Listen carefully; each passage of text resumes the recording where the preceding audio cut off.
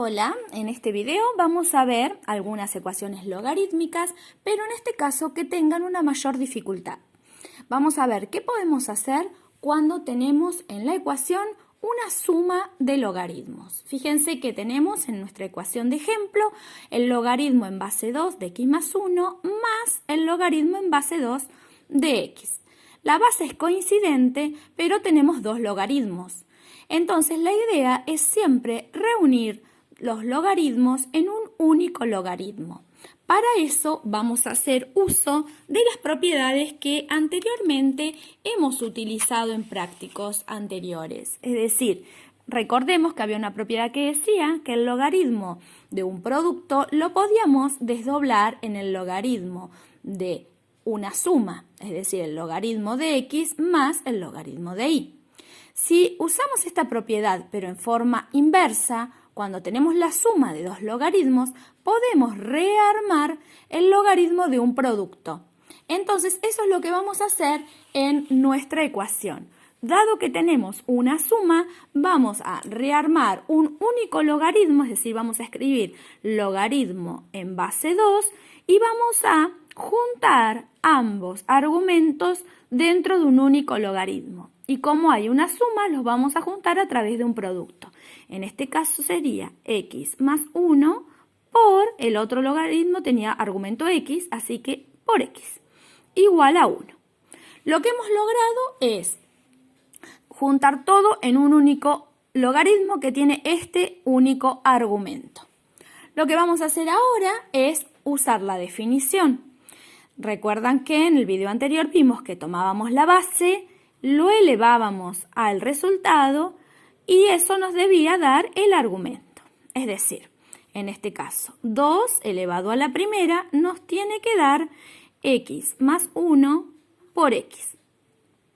Ya hemos resuelto las dificultades más importantes, que son juntar los logaritmos en uno solo y luego sacar el logaritmo expresándolo en forma de potencia. A partir de acá es una ecuación que ya tendríamos que poder manejar con lo que sabemos. Resolvemos 2 a la primera es 2. Aquí podemos aplicar propiedad distributiva. Esto es un caso particular. X por x, x cuadrado, más x por 1, una x. Y como es una ecuación cuadrática, debemos utilizar en este caso la fórmula de Bhaskara, para lo cual primero debemos tener la ecuación igualada a 0. Es decir, debemos dejar 0 de un lado y tenemos x cuadrado más x menos 2. Como es una ecuación cuadrática, sabemos que tenemos que identificar el valor de a, el valor de b y el valor de c.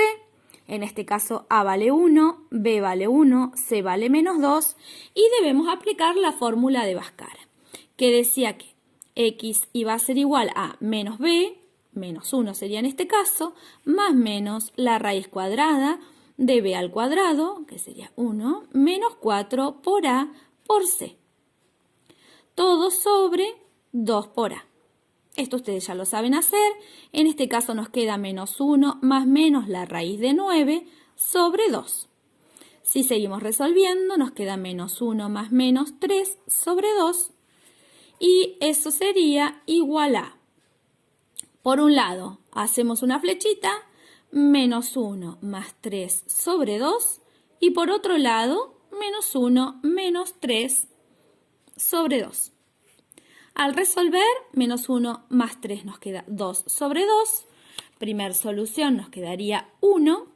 Y la segunda solución nos quedaría menos 4 sobre 2, sería menos 2. Teniendo esas dos soluciones, tenemos que chequear la validez de las mismas. Recordemos que para decir que son válidas, debían validar el argumento de la ecuación original. Es decir, vamos a ver qué pasa cuando usamos el 1 y el menos 2 en los argumentos originales.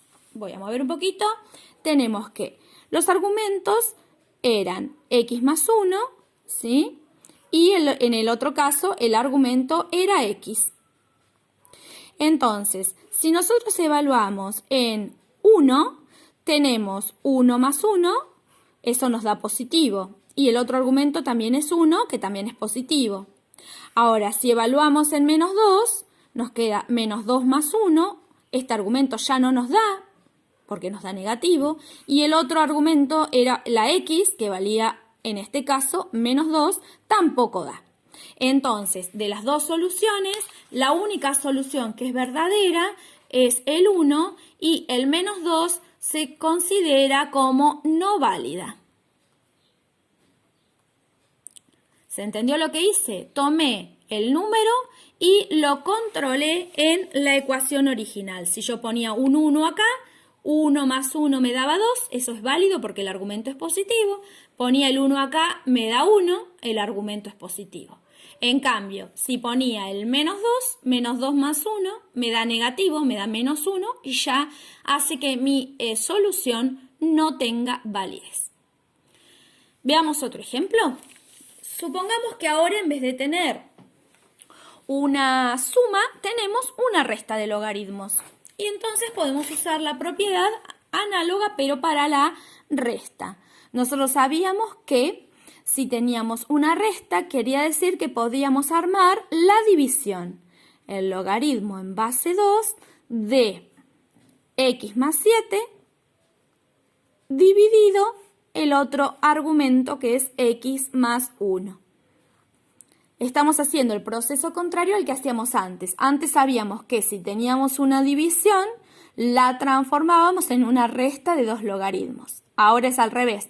Tengo una resta de dos logaritmos y como los quiero juntar en un único logaritmo, lo transformo en un único logaritmo que mantiene la base que es 2 y los argumentos se expresan a través de un cociente, de una división.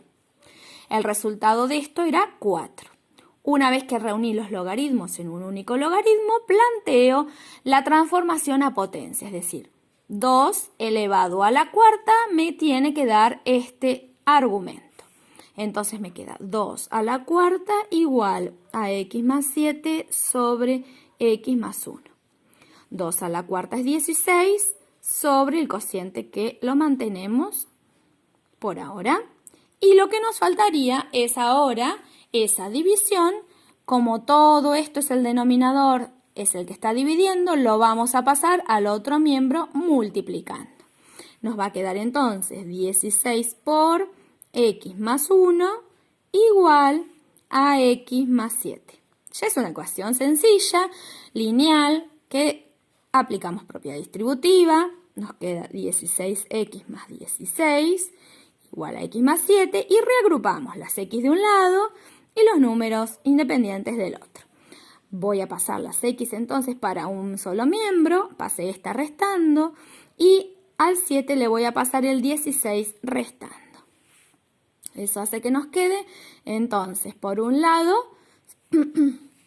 vamos a hacer la resta de las x, 16 menos x, 16x menos 1x, nos quedarían 15x, y por el otro lado, 7 menos 16, ¿sí? Que nos quedarían, entonces, como resultado, 11. No te la puedo creer.